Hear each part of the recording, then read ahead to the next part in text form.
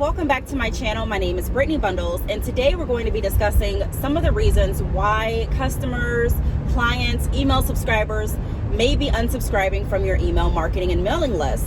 I do want to set a brief disclosure. I am in the car, obviously, and I'm in Michigan, if you don't know. So it is freezing out here, and I really want to continue bringing good content, answering your questions, and providing information that has helped me to the channel. But I do need your patience with me when I am driving, because I do have the heat on. I can't turn the heat off. It is really, really cold. And you know, you may hear some noise associated with driving and the bumpy back roads that I'm going down. So I do want to apologize for that. Hopefully you can still hear me. I'm going to be talking louder to compensate for the background noise. But if you are interested in this video, be sure to give it a big thumbs up. Please make sure that you are subscribed, and let's get right into the video. So, like I mentioned a minute ago, I like answering questions and providing insight based on what I've learned from running a business, based on what I've learned from working with other businesses. And, you know, I got a question asking, why are my mailing subscribers unsubscribing? If you do have Shopify, and if you are using the app that I use lots of times when I am doing like a decorate with me type of newsletter, then you have the option. And if you don't know what I'm referring to, click the link down below this video, sign up for Shopify, choose the plan that works best for you, and then go ahead and download the newsletter app called Seguno. It's Seguno. This app gives you all of your analytics pertaining to your newsletter information. So you can see how many people are unsubscribing. You can see how many people are subscribing. You can see how many people are opening your email. You can see how many people are clicking. I mean, you can see everything. It lays out everything great for you. So that's what I've been using. If you do want to watch a video where I am creating a newsletter, decorating a newsletter, sending out newsletters, then go ahead and look at my business playlist. I have tons of videos there that can really help. So back to what I was saying. The email asks, you know, why are my email mailing subscribers unsubscribing? Now, you know, there's tons of reasons why someone would want to unsubscribe from a mailing list. And I'm going to be going over some of those things in this video. So the first thing that I do want to touch on is your mailing subscribers may be unsubscribing because you're not posting enough. If someone subscribed to anything and there's really not any continuous interaction, that can be a reason for people to no longer subscribe. For example, on YouTube, for example, let's just take that. If I don't post a video for 6 months at a time, and then I post one video, and then I'm gone for another 2 months, and then I may post another video, and then, but the point is I'm not consistent and I'm not posting often, I may lose subscribers. People may actually unsubscribe. Now, people are going to subscribe and unsubscribe regardless for their own reasons. There's different things that go into it. But I may notice a pattern of lots of subscribers unsubscribing because I'm not posting often. When you are creating a newsletter, you want to make sure that you're active. You really have to find the balance between what's going to work best for your audience, your readers, and what's not. What works well for one company is not going to work well for all. There are some companies that send out a newsletter every week, and their subscribers expect that like clockwork, because maybe the information in the newsletter is going to be very important and useful. Maybe it's going to be a newsletter that is I don't know, sharing different events and things that are going on in the community. Maybe it's a newsletter about the different promotions, and you have to find the promotions reading this particular newsletter. You know, or maybe it's just a habit. You know, maybe your subscribers have gotten into the routine of expecting a email weekly from you, but not every company is going to work that way. There are some companies that send newsletters only when there's a certain change, either with their pricing, promotions, policies, products, whatever the case may be, services. I think I already said products, but you get what I mean. You know, so you have to develop a rhythm of, okay, when am I going to send out newsletters? What can my customers expect? For example, for my company, I don't have a specific time frame on when I send out newsletters, but I make sure that everything aligns to what my overall monthly goal is and what my overall future goals are as well. So for example, let's just cut it down to a monthly goal. So if my goal is to sell this much of a certain product and this much of a certain service, then I know that I'm going to be sending out newsletters highlighting the key focus areas of the business for that month.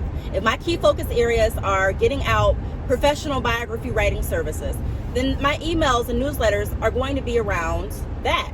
Now, of course, you can definitely add more things in your newsletter, but I'm just saying that there should always be a clear plan. Always be a clear plan and strategy behind anything you're doing. If you're not posting enough though, say you go, years without sending an email or months without sending an email, you may lose interest. Customers may say, I'm going to unsubscribe. Now, a lot of times that scenario doesn't happen as much with email newsletters. That scenario may happen more with like a YouTube channel. So when you first start asking for email subscribers, have an idea. I'm going to get email subscribers because I want to share information about my products. I want to share information about my services, or I'm going to share information that's going to answer lots of questions, or I'm going to share tips and advice and hacks. Whatever your goal is, don't forget that. And make sure it doesn't have to be necessarily every day, but make sure that you are sending out the emails often enough to let your customers know that you're still there and to still move you closer to your goal.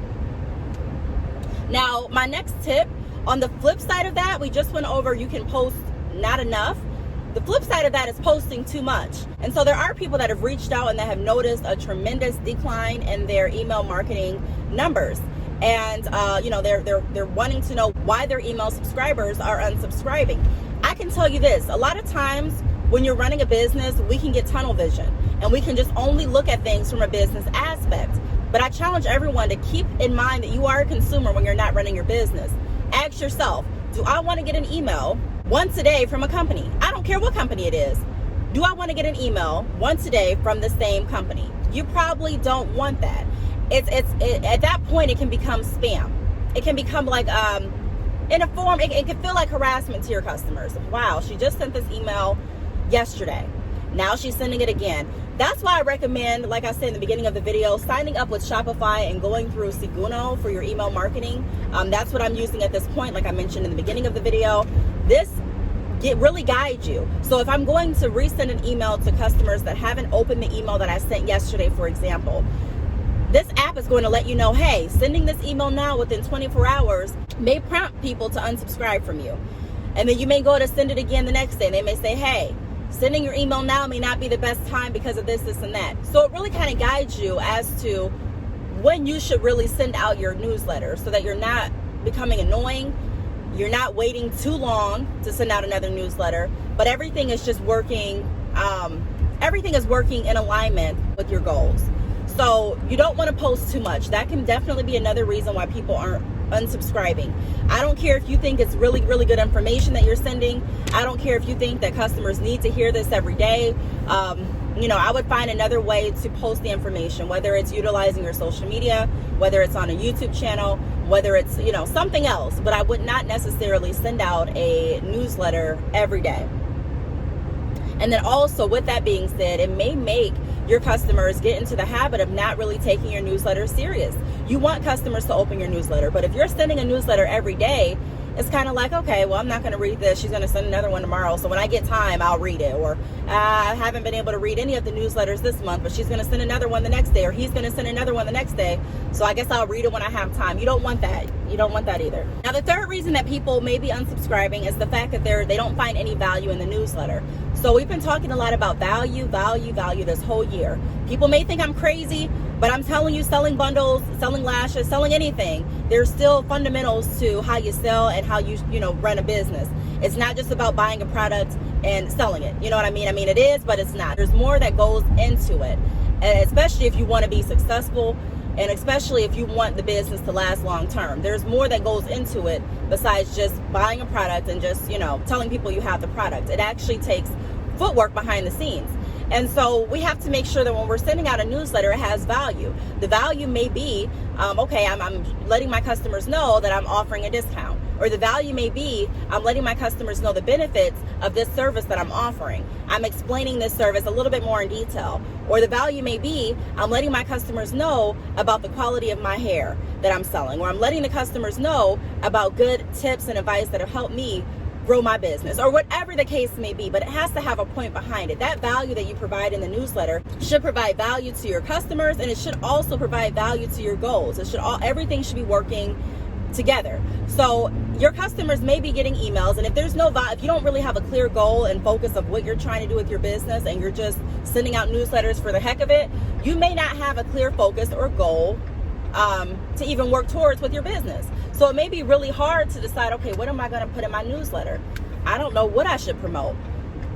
At that point, take a step back and think about it. What are my goals for the year? How much do I expect to make this year? Okay, how many bundles am I anticipating selling this year?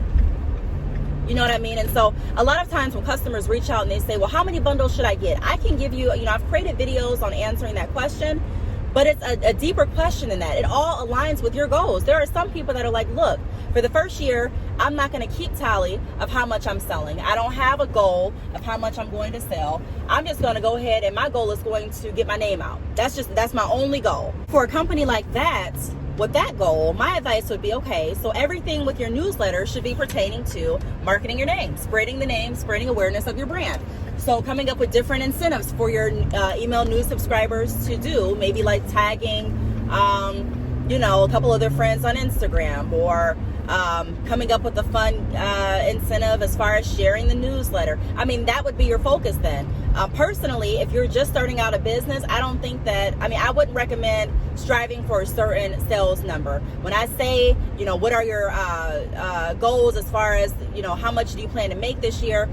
I'm really speaking to people that have been in the hair industry for, some time, and they actually have orders coming in, their names out there. And, at this point, they made this much last year, and we're trying to make this much this year. But if you're just starting, then your focus, in my opinion, should not be on how much money you're going to make right off the door, because you may get discouraged. It doesn't happen that fast for a lot of people, contrary to what social media may tell you or make it look like. So that's the second point. A lot of people may unsubscribe because they find no value. So sit back and think, what is my plan for this year? What is my plan for my business this month, this year, and long term? And the newsletters that I'm creating, are they providing value for my plan, my goal? And are they also providing value for my customers? If they don't see value in it, I'm not going to keep any subscribers. People have to see value in what you're doing for them to want to continue to follow you. So the next thing that I want to go over is too predictable. So sometimes we can become too predictable. I'm not saying that you have to change up everything tremendously. A lot of people like the fact that they can know what to expect. For example, if I get a newsletter from the grocery store, then I can go ahead and predict what the grocery store is going to, what they're going to send. Sometimes it's a discount, it's a coupon. Sometimes, they're talking about a sale that they may have. But it's predictable, but it's not too predictable, if that makes sense. There are other email newsletters, for example, that come like clockwork, and they're literally the same newsletter. It's like, I saw this newsletter last month, it's the exact same newsletter, and you're sending the same newsletter the next month. Yes, you're spacing it out, but it's the same thing. So you can still have the same pictures, you can still have the same products, you can still promote your company, the same business name. You don't have to do a 360 change with all of your newsletters. But you don't want it to be too predictable. You don't want your customers to say, okay, wow, I just saw this newsletter last month. You still want it to be, you want it to be different. Like I said, it doesn't have to be crazy different. My newsletters aren't, crazy different every month. It's not a drastic change every month. However, I try not to be too repetitive and too predictable as far as what contents are inside of my newsletters. Now, as far as, predictable, I'm not saying this in a way that goes against your subscribers developing and expecting like a rhythm from your business. Like, okay, typically this company sends out a newsletter every month. That's fine if you want to create, some kind of rhythm like that. But I'm just referring to the newsletters that are literally the same. I probably should have just did the same newsletter. A lot of companies will literally create just one newsletter or two newsletters and send the same newsletters out all the time. That can definitely cause frustration with your subscribers, and they can unsubscribe. And then the last thing that I'm going to go over is inactive links in the newsletter. So say you're sending out a newsletter, but every link that your customer clicks on doesn't go anyplace. It's saying invalid link, or it takes them to another page that doesn't talk about anything that this newsletter is talking about. that could be another reason that people may unsubscribe. So make sure that when you are creating newsletters, click the test, send yourself a test email before you send it to everyone else. Make sure that you're clicking on the links. Make sure that the links work. Make sure that if you want your customers to click on a picture and then be taken to your website, make sure that works. Make sure everything is in order, because I'm telling you, a lot of customers don't have patience. Even, myself, if I'm shopping someplace or if I'm looking at a newsletter, I may not have all the patience in the world to sit here and try to figure out what this newsletter is trying to say. And, if there's typos in it, okay, what is this supposed to mean? But I don't have time, or I don't have the, I may not even have the patience that day. And I'm pretty, I'm a patient person. But if it's something like a newsletter from a company, think like a consumer. If it's a company that typically sends you newsletters and you can't click on the link of the picture that you're interested in, and you're reading more information and you want to know more, you want to go to the website, but the website link isn't working, the pictures aren't taking you where they need to take you, you may just get frustrated. That may be a reason to say, you know what, I'm gonna go ahead and unsubscribe. And so customers they may be unsubscribing because of frustration. And so we just have to keep that in mind. We have to make sure that we're checking the emails before we send them out. We have to make sure that there's no grammar errors. And, we're human, so sometimes there may be. But as long as you're going back and rechecking and making sure that everything looks good and everything is working, then you should definitely see a positive response from your email subscribers. So I really hope that this video helped. These are some of the reasons that customers may be unsubscribing from your email mailing list. If you have any questions, feel free to leave them down below. Thank you so much for watching, and I will see you all in my next video. Bye.